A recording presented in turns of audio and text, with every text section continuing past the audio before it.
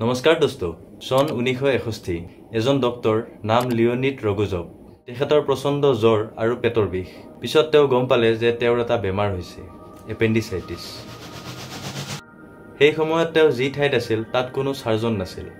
আৰু প্ৰতিকূল বতৰৰ বাবে বেলেগ ঠাইলৈ যোৱা অসুবিধা আছিল সেয়েহে তেওঁ নিজে সিদ্ধান্ত ল'লে যে তেওঁ নিজৰ অপাৰেচন নিজেই কৰিব আৰু হাতত ব্লেড লৈ তেওঁ নিজৰ অপাৰেচন নিজে আৰম্ভণি কৰিলে আৰু সাকসেসফুলি এপেণ্ডিক্সটো কাটি বাহিৰত উলিয়াবলৈ সক্ষম হ'ল কিন্তু আজি কেইদিনমানৰ আগতে এটা পৰ্টেলত এটা নিউজ দেখা পালো হেডলাইনত লিখা আছিল এপেণ্ডিক্স হোৱা নাই কিন্তু এপেণ্ডিক্স অপাৰেচন কৰিলে ডক্টৰে ঘণ্টা ঘণ্টা ধৰি বিচাৰি উলিয়াব নোৱাৰিলে এপেণ্ডিক্স ইত্যাদি ইত্যাদি আজিৰ এই ভিডিঅ'টোত এপেণ্ডিক্সৰ বিষয়ে বহলভাৱে আলোচনা কৰোৱা হ'ব এপেণ্ডিক্স কি ইয়াৰ কাম কি এপেণ্ডিক্স হ'লে কি কি লক্ষণে দেখা দিয়ে কেতিয়া এপেণ্ডিক্সৰ অপাৰেচন কৰিবলগীয়া অৱস্থা হয় আৰু কেতিয়াবা এপেণ্ডিক্স অপাৰেচন কিয় সাকসেসফুল নহয় সেই বিষয়েও আলোচনা কৰিম এপেণ্ডিক্স হৈছে মানুহৰ লাৰ্জ ইন্টেষ্টাইনৰ লগত লাগি থকা এটা আঙুলি সদৃশ অংগ অন্য অংগ পতংগৰ দৰে মাতৃ গৰ্ভতে এই এপেণ্ডিক্সটো ডেভেলপ হয়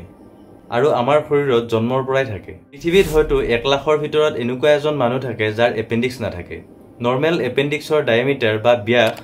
6 mm তকৈও কম থাকে যেতিয়া আমি হাই স্কুলত পঢ়ি আছিলো তেতিয়া পাইছিলো যে এপেণ্ডিক্স এটা অদৰকাৰী অংগ বাট ৰিসেন্ট ষ্টাডিত প্ৰকাশ পোৱা মতে ই একেবাৰে অদৰকাৰী নহয় শৰীৰৰ কিছুমান ভাল গাত বেক্টেৰিয়াক ই সংৰক্ষণ দিয়ে আৰু ইমিউনো সিস্টেম আৰু ডাইজেষ্টিভ হেলথতো সহায় কৰে বাট মানুহৰ বডিত ইয়াৰ এক্সাক্ট ফাংচন কি হয় সেয়া এতিয়াও এটা ডিবেটৰ বিষয় এতিয়া আহো এপেণ্ডিচাইটিছ কি হয়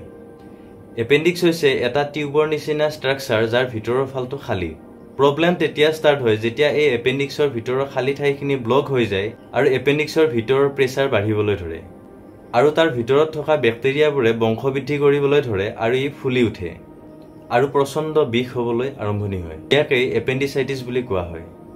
এপেণ্ডিচাইটিছ হোৱাৰ কিছুমান কাৰণ আছে এনে খাদ্যবস্তুৰ কিবা গোটা টুকুৰা তাতে ফুসি যোৱা বা কেতিয়াবা কিবা বেলেগ বেমাৰৰ কাৰণে যিবোৰ এপেণ্ডিক্সৰ ওচৰে পাজৰে লিম্ফ নোড থাকে সেইবোৰৰ সোৱেলিং হ'লেও এপেণ্ডিচাইটিছ হ'ব পাৰে আৰু এনেকুৱা ধৰণৰ মেডিকেল কাৰণ বহুতো আছে এতিয়া হো এপেণ্ডিচাইটিছৰ লক্ষণৰ ফালে এপেণ্ডিচাইটিছৰ প্ৰধান লক্ষণ হৈছে পেটৰ বিষ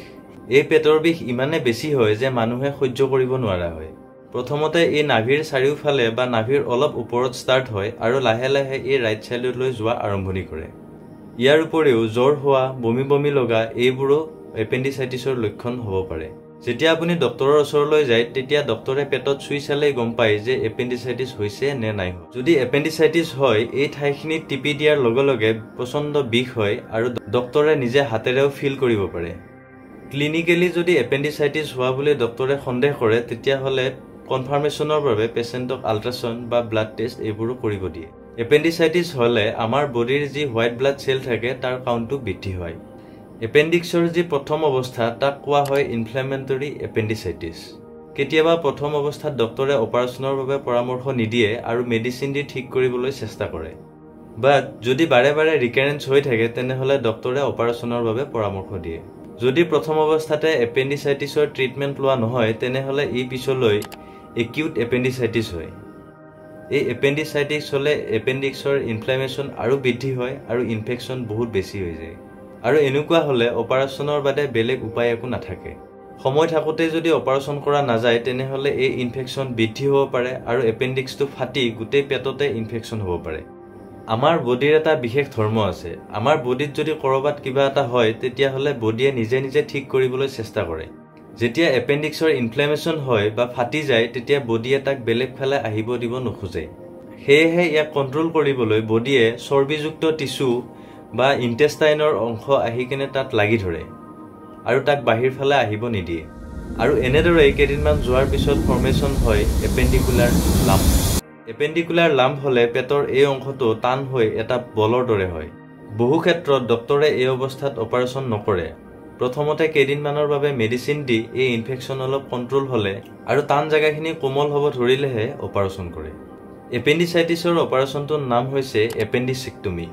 এই অপাৰেচন মূলতঃ দুটা টেকনিকৰ দ্বাৰা কৰা হয় এটা হৈছে ওপেন অপাৰেচন আৰু এটা হৈছে লেপাৰোস্কোপি এতিয়াও বহু মানুহৰ মনত এনে ধৰণৰ ধাৰণা আছে যে লেপাৰস্কোপি কৰিলে ভিতৰত অংশ কিছুমান ৰৈ যায়। লেপাৰস্কোপি অপাৰেশ্যন কেনেদৰে কৰে সেয়া এদিন অন্য এটা ভিডিঅ'ত আলোচনা কৰিম। বাট আপুনি বুজি পোৱাটো উচিত যে সাধাৰণ আঙুলি সদৃশ এটা বস্তু বডিৰ পৰা উলিয়াবলৈ ইমান ডাঙৰ এটা অপেন অপাৰেশ্যন কৰাৰ হয়তো কোনো প্ৰয়োজনীয়তা নাথাকে। হ'ব পাৰে যে মই আগতে কৈছো যে কেতিয়াবা এপেণ্ডিক্স ফাটি যায়, গেলি যায় আৰু লেপাৰস্কোপি বা এনেকুৱা ধৰণৰ প্ৰচিডিউৰেৰে অলপ কৰাটো টান হৈ পৰে। তেতিয়া যদি ডক্টৰে প্ৰয়োজন অনুভৱ কৰে তেনেহ'লে তেওঁ লেপাৰস্কোপি সলনি অপেন চাৰ্জাৰী কৰিব পাৰে। এতিয়া মূল কথাটো হ'ল যে এই এপেণ্ডিক্স অপাৰেশ্যনটো কেতিয়াবা কিয় ছাকচেছফুল নহয় বা ছেকেণ্ড বাৰৰ বাবে আকৌ কৰিবলগীয়া হয়। পৃথিৱীৰ সকলো মানুহৰে বডিৰ যে এনাটমি একে নিচিনা হ'ব তাৰ কোনো কথা নাই। পৃথিৱীৰ ৯৯% মানুহৰে এপেণ্ডিক্সটো এইটো ঠাইতে থাকে। বাট কিছুমান মানুহৰ এনাটমিকেল চেঞ্জৰ কাৰণে এই এপেণ্ডিক্সটো ইয়াতে নাথাকি এপিগেষ্ট্ৰিক ৰিজনত বা তলৰ ফালে যিকোনো ঠাইতে থাকিব পাৰে। সেইকাৰণে বিশেষকৈ অপেন অপাৰেশ্যন কৰিলে এপেণ্ডিক্সটো যদি এই ঠাইখিনিত নাথাকে তেনেহ'লে বিচাৰি পোৱাটো বহুত কঠিন হৈ পৰে।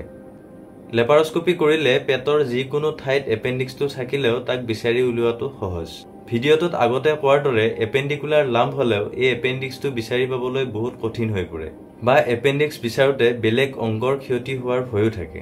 সেইকাৰণে ডক্টৰে কেতিয়াবা অপাৰেশ্যন নকৰি মেডিচিন দি অলপ ভাল হ'লে পিছত আকৌ অপাৰেশ্যন কৰে। আজিলৈকে ইমানেই। ভিডিঅ'টো যদি ভাল লাগিছে তেনেহ'লে লাইক, কমেণ্ট আৰু শ্বেয়াৰ কৰিব।